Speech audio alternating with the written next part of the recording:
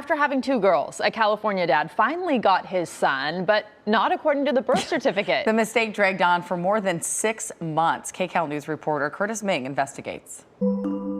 Andy Doval Dumas entered the world in April. This was my first son, so I was extremely happy and excited to know that I'll have a junior, a twin. Dad Darnell says right after Andy was born, he corrected the staff at Sutter for misspelling his son's middle name. It's the same as Andy's mom and his two older sisters. This was the first clue that there may be an issue. The souvenir birth certificate from Sutter Medical Center shows Andy's name spelled correctly, a space in the Doval. But weeks later, Andy's social security card showed up, and it's missing that space.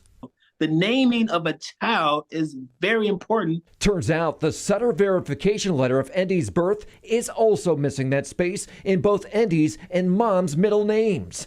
And when Sacramento County issued the birth certificate, the mistake continued. And on top of that, a new mistake. Andy is listed as a female. We can kind of understand the name, kind of, not really, but just a little bit, maybe 2%. I kind of understand messing up on the name, but the sex though. You have 3 kids, you finally get a son. In the eyes of a government, you have another daughter. I have 3 girls. But Darnell is not laughing about the snowballing issues tied to these mistakes. A trip for Andy to meet relatives in Brazil is off. He can't apply for his son's passport until the issues are fixed. He needs Social Security to reprint that Social Security card. He wants Sutter to fix both errors and admits he was frustrated in November when he showed up to the Labor and Delivery Department. He says they called the cops on him. Hey, so the issue is this: they don't want you going inside the property. It looks like you were trying to bypass their checkpoints, and you're being hostile towards them, so that's the issue, okay? And he says Vital Statistics, the agency that oversees birth certificates, told him any changes would be an amendment attached to the original birth certificate instead of issuing a new one. And that means Andy's original document would always show he was born a female.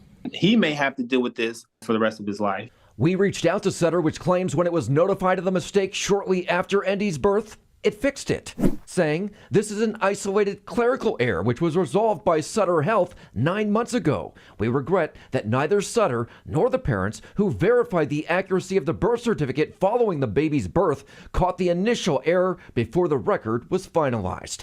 But Darnell says he did point out the inaccuracy right there at the hospital after Andy was born. But look what happened after we got involved. Andy got this, a brand new original birth certificate, not an amendment, with a name and his sex correct. And he then got his passport. And here he is in Brazil, meeting his relatives. Are you finding any humor in any of this? Humor? No, I haven't found any humor in any of this.